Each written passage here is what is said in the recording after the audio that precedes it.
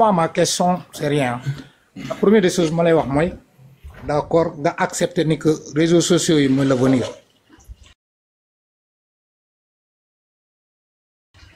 Comme mon leader, mon président du parti l'a dit, ni que moi l'avenir. Comme auparavant on l'appelait président des réseaux sociaux, j'aimerais que tout le monde revienne sur les réseaux sociaux. Nous, la jeunesse, donc c'est important.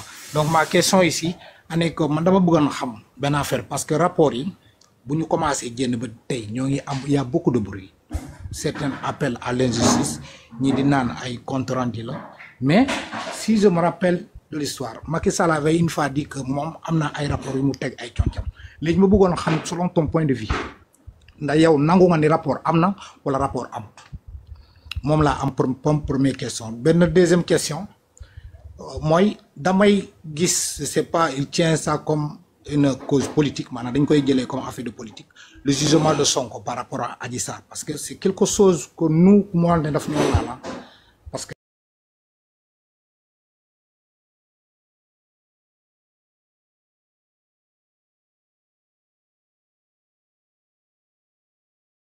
bu daanu ni que violé wul mais dañ ko daanel comme corruption à la jeunesse je pense c'est quelque chose comme ça bëggoon a xam ndax yow jugement bobu verdict bobu noonu and nga ci wala ando ci ñaar question yi la amone pour poser la question. Oui, merci beaucoup en tout cas.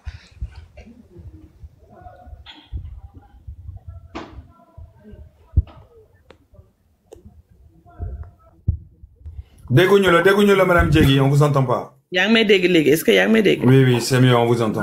Donc c'est la dernière question que je réponds, après me permettre de me conclure avec Moudia. D'accord, il n'y a pas de souci, madame. Ok, merci beaucoup le grand pastéfien parce que man dama nangu un débat contradictoire. Li ma leen di faral di wax toujours mooy loolu, il faut que Pastef li leen ñëpp mere mooy il n'accepte pas la contradiction. Te politique mënta ànd ak loolu. La culture de la Merci beaucoup madame. Merci au moins wax nga li nekk sama xol. Yaa ngi wax li nekk sama xol. Merci. Non. Parce que ñoom buñ leen nangulul woon seen ay idéologie duñu agsi ba fii parce qu'ils ont parlé de tout.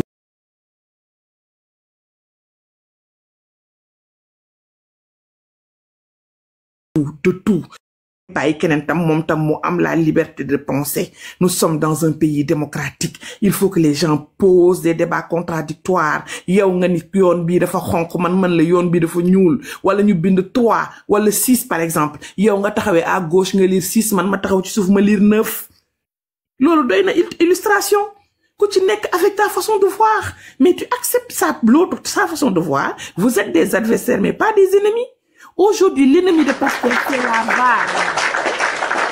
L'ennemi de Pastef, c'est la VAR. Mais nous, en tant que citoyens sénégalais, tey jii laa gis Pastef mu duggee ci politique bi ay nit yu bokk ndey ak baay ay nit yu xarito Sanar est divisé en 2.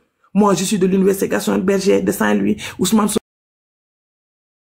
Sonko est de l'université Gaston Berger de Saint-Louis. Affaire bi dagg na ñaar lu tax à des débats xeex bu metti lu tax. Yow gëmal fo gëm ma gëm fu ma gëm ñu tok waxtaan buñ paré and dem resto lek ñu tok nan la ça t'empêche de vivre ça a toujours existé Abdou Diouf ak Ablaye Wade bu heure y a des moments forts de la nation tay man discours Bassirou Diomaye Diakhar Faye j'attends à ce qu'il lance un appel au président Macky Sall ndax nak le président Macky Sall bu ko aduna yeb dé wo G20 ñepp Nations Unies war na ko mëna wo pour avoir les forces vives de la nation parce que nous sommes en crise ñu régler crise bi au nom du Sénégal, motax mané le nañ dem jangi leçon sur la nation et sur la souveraineté. Ablaye Wade était un grand opposant mais liggéey bu joté day dugg ak ay ministres bu élection joté mu génna dem liggéey. Il faut que ñu xam quelle est l'essence même de la chose. L'essence de la chose du mana c'est pas notre petite personne. Non, l'essence de la chose c'est le Sénégal. C'est la nation, c'est la souveraineté. C'est notre diplomatie, c'est l'image que l'on avait. Les Africains, nous sommes la risée de tout le monde. Nous saboter de nous ré, alors qu'on était au niveau des rencontres, les plus grandes rencontres du monde. Nous fait dire parole, nous fait taxaw. Pastef, soyez plus humble. Comme tu l'es toi. Soyons plus conscients de ce que c'est qu'un État et de la mission d'une nation. Et d'une institution. Mais surtout les Sénégalais, sachons voter. C'est important. Pour nous croire que nous folie. Dédé, contre na Pastef.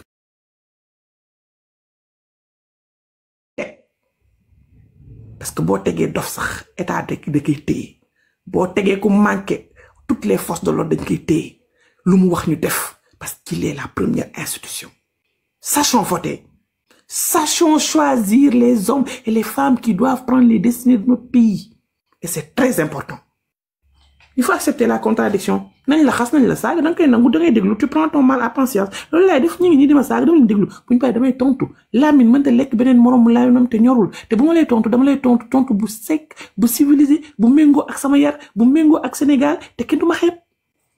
Maintenant nag la Cour des comptes président Macky Sall da leen dooleel président Macky Sall defaraat ko indi OFNAC teg indi pool bi moo ko créé teg mais lépp ci yoon su ne am na yoo xam ne doon teg loo xam y a des dossiers yoo xam ne dossier mbedd état du mbedd sa jabar da nga koy yor sa biir kër am looy gérer ak moom si biir néeg bi da nga koy tëj si biir néeg bi doo ko wax si diggu kër gi waxatuma ak diggu mbedd bi l'état c'est en macro kër gi mooy micro ou bien l'université mooy micro. Pourquoi il y a des conseils de discipline? Pourquoi il y a des conseils de sécurité? Pourquoi est-ce que les généraux et présidents bu ñuy wax il y a certains ministres de souveraineté rek ñoo koy fekkee? Pourquoi on l'appelle des conseils de sécurité tous les lundis muy am au palais de la République? Attention, tout ne se dit pas dans la rue. Loolu moo ñu waral tey FMI tey sunu $2 millions, 2 millions de dollars ou 2 000 millions de dollars chiffre bi dama bañ a juum ni duñu ko financer parce que ñun ñoo weejee sunu bopp ñun ñoo jël des affaires d'état tekk ci mbedd bi ci koo xamante ne xamuloo. Il faut dire la vérité, toujours dire la vérité dans la transparence et dans la gestion des choses, dans la transparence et dans l'ordre normal des choses.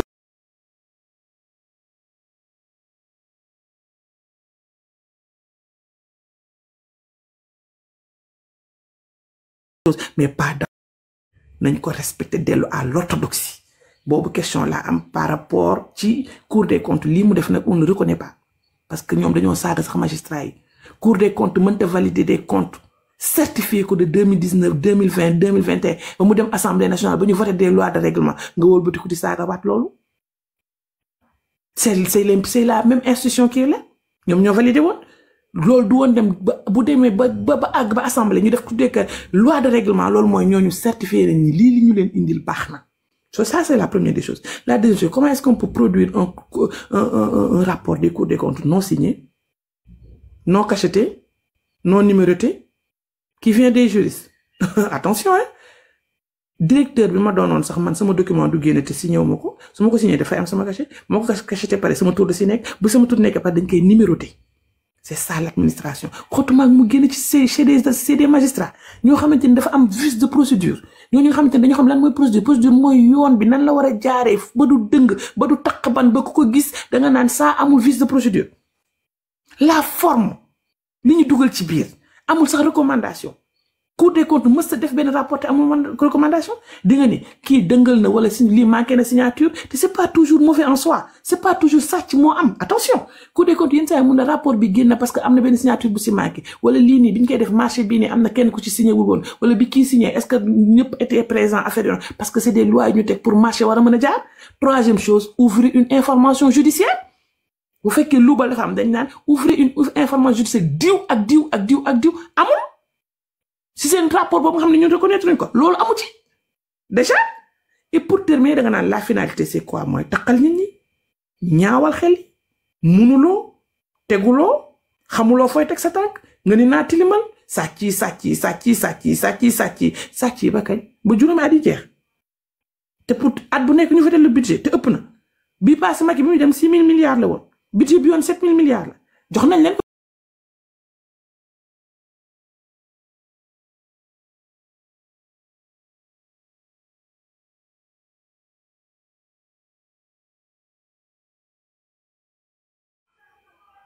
Règlement de compte? Non.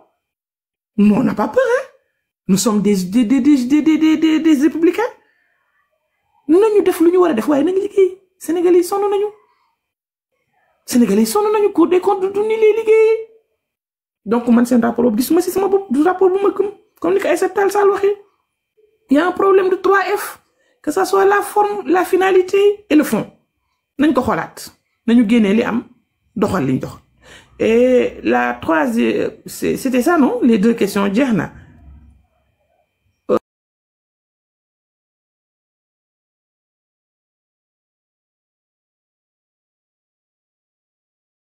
Waouh. Donc, moi, je te dis, il a été condamné.